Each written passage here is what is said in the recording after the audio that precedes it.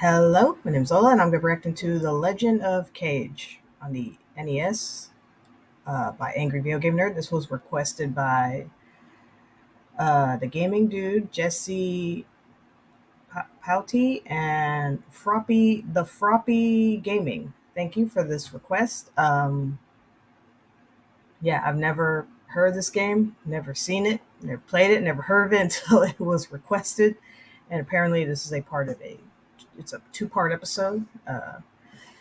Which I'll get into later. But yeah, let's check out this one. Again, I have no idea. I don't know if it's good, bad, but either way, I just know the nerd's gonna make a great episode about it. So yeah, and if you want to like, comment, subscribe my channel, you can. If you don't want to, that's fine too. Here we go.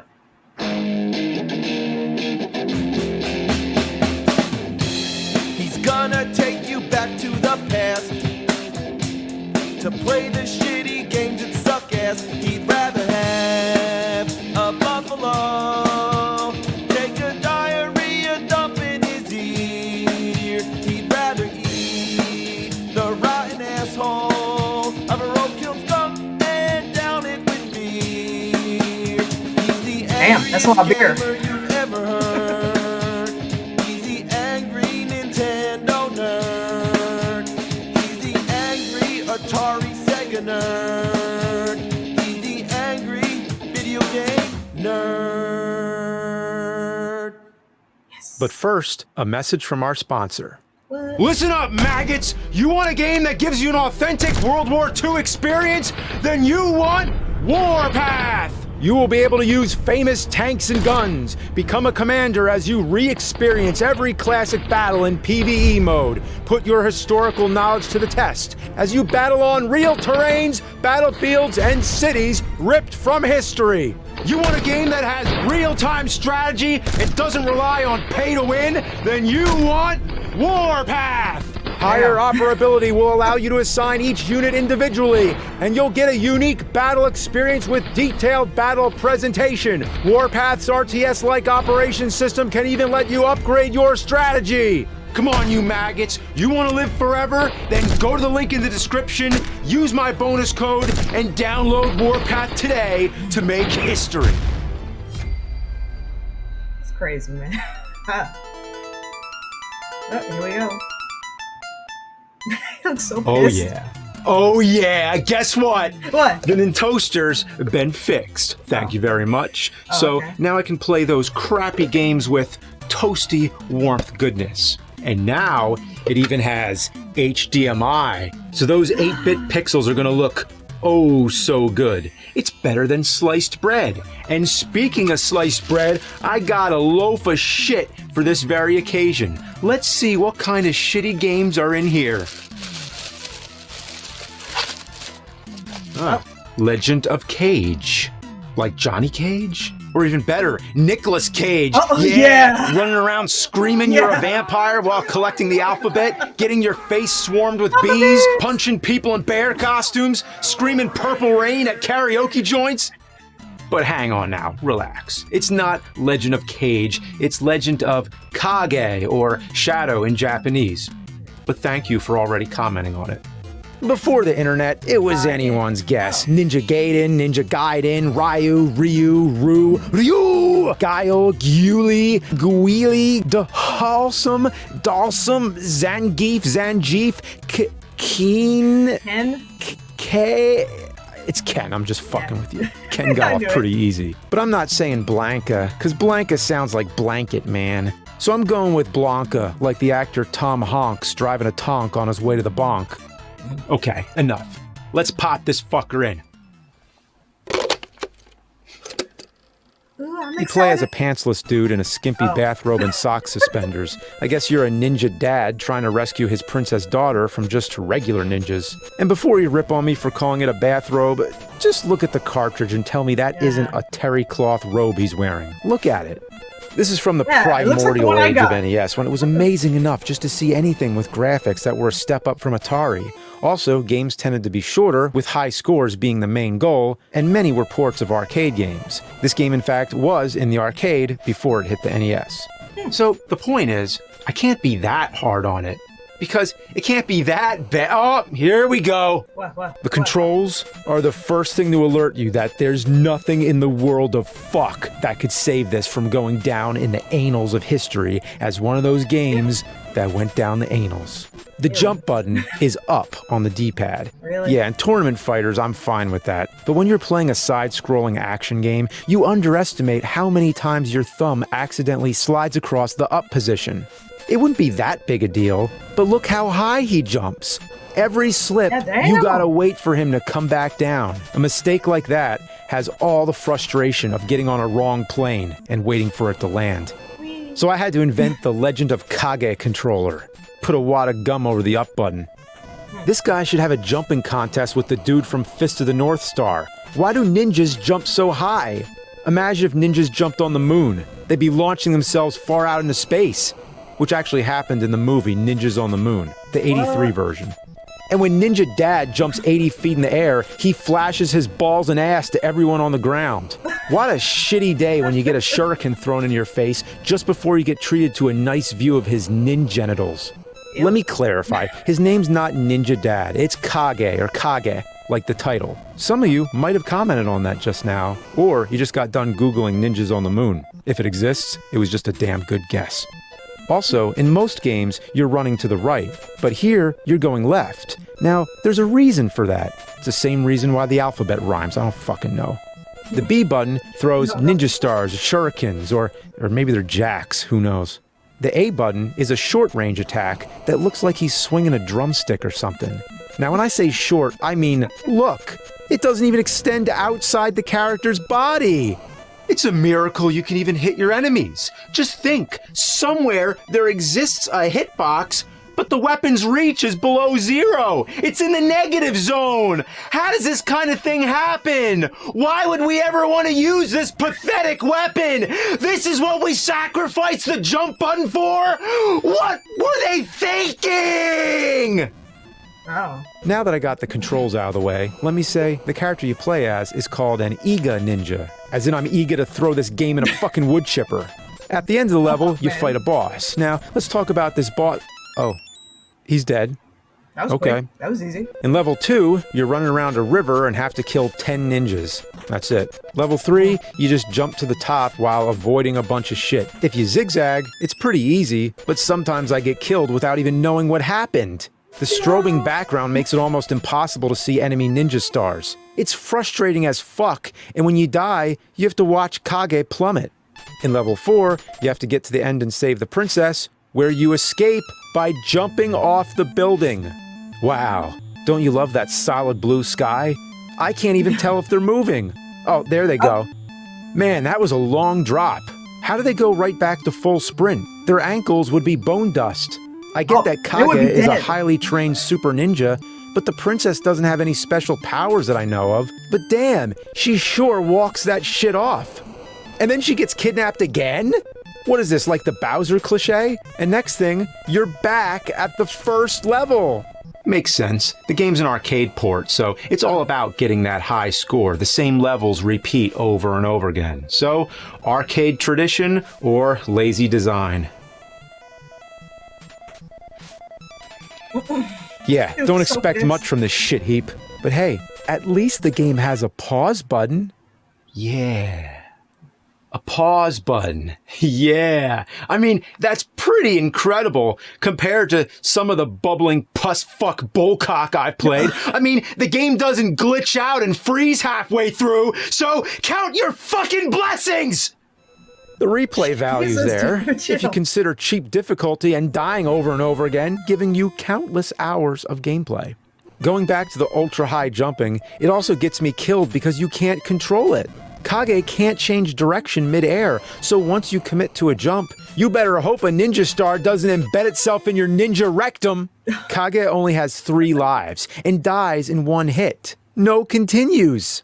No fucking continues! Oh, don't break your teeth. And there's nothing else to get you through, so you'll be seeing a lot of this title screen. Sometimes I'll lose a life, only to immediately die after coming back. Ninjas can appear directly in front of you right after respawning, giving you a micro-dick second to respond. Ass!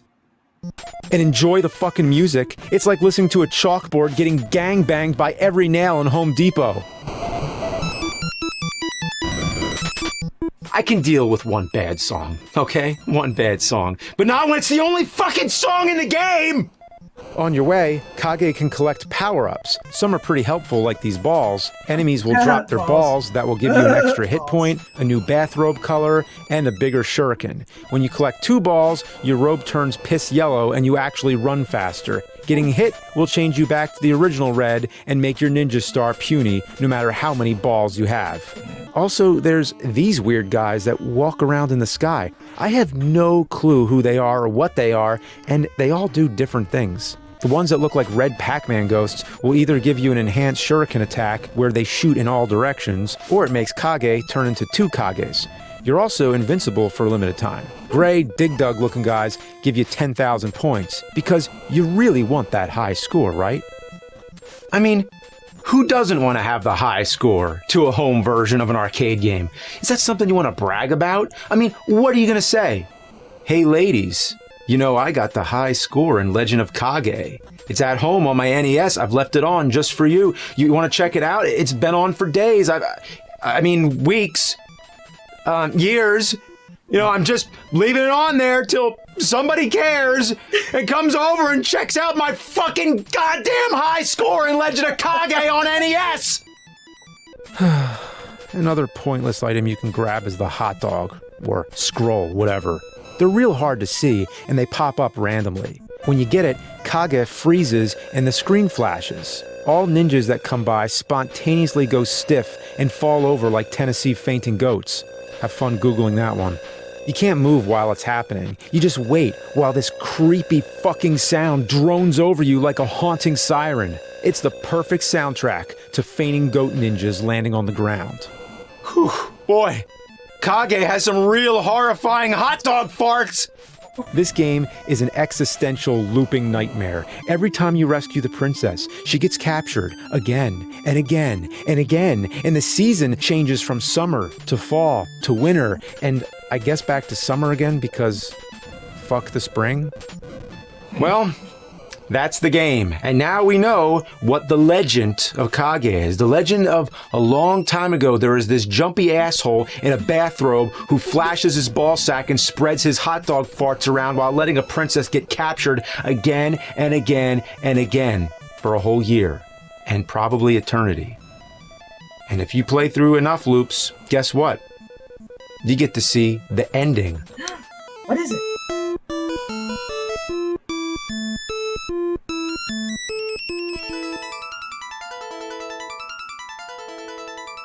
Kage successfully saved Princess Kiri from the enemy. Okay, straight to the point. No need to embellish it. You know, hero saved the princess, that's all. Doesn't even deserve an exclamation mark. All the evils disappeared and the peace pervaded everywhere. Evils? As in multiple evils of different kinds? Well, maybe some enemies were in the evil of capturing the princess while others were in the evil of taking shits in chimneys. And peace pervaded? Look up the word. Pervade, especially of a smell, to spread through and be perceived in every part of. A smell of stale cabbage pervaded the air. Boy, that sums it up. Now, the peace pervaded makes sense, but the choice of word only makes me think of the foul stench of feces that pervade the very room this game is in. This was a story of a young ninja in old days in Japan. Oh, wow. I wasn't aware till now. He's a young ninja in old days in Japan. Sounds like the opening to a story, not the ending. It might as well say, you successfully shit the turd of this ass game. The smell pervaded. This was once upon a time. And if you wonder what the arcade version's like, well, it's the same game with better graphics and music, as expected. Even the song is the same, but it's not as bad. It sounds more like a nail making sweet love to a chalkboard, rather than a hardcore nail-on-chalkboard gangbang like the NES. It also has none of the power-ups from the NES version, so it actually manages to be even boringer than the NES. What's weird, that even got released on the Switch. It even got a sequel on the Nintendo DS. I don't know anyone who was that into this game as a kid or whatever, but I guess some people liked it. Even the arcade version was released on the PlayStation 2 on an arcade compilation called Taito Legends 2. So clearly fans wanted to play Legend of Kage and other Taito arcade games at home. Or it was just a bold overestimate. Taito was the company that made Space Invaders in '78. It was one of the biggest arcade classics to ever exist. They also made Bubble Bobble, a game that pisses me off, but it's still pretty good. So I don't know how they could go from designing shit like Legend of Kage to classics like Bubble Bobble in the span of a year. They're opposites, like Light and Shadow. But how many of their other arcade games were shit? I can't really name that many noteworthy Taito titles, to be honest, but they apparently made enough to fill up 2 whole PlayStation 2 discs. I mean, that's kind of like saying I filled 2 toilets full of diarrhea. It's an accomplishment. Make no question about it. Never in my life have I heard of Kiki Kai Kai Chack and Pop or Violence Fight? Violence Fight! What? Okay, so in a few weeks, we're going from Legend of Kage to The Legend of Taito with Taito Legends 1 and 2 for the PlayStation 2. Will it be a shitload of fuck or a fuckload of shit? Tune in next time to find out. Yes. Yeah, my dad used to play that game, Space Invaders, back when they were just arcade games. Yeah. And wow, that ending was disappointing. Not the video, the game itself. He just he's with his daughter and they walk off. The end. What the? Wow, they gave you such a big reward for that, didn't they? God.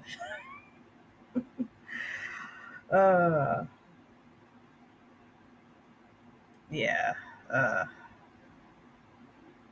I don't know. It just seems like a boring game to me anyways. But, if you love this game, that's okay, Yeah. Then they went on to make sequels. What? But I guess, somebody loved this game. I don't know who.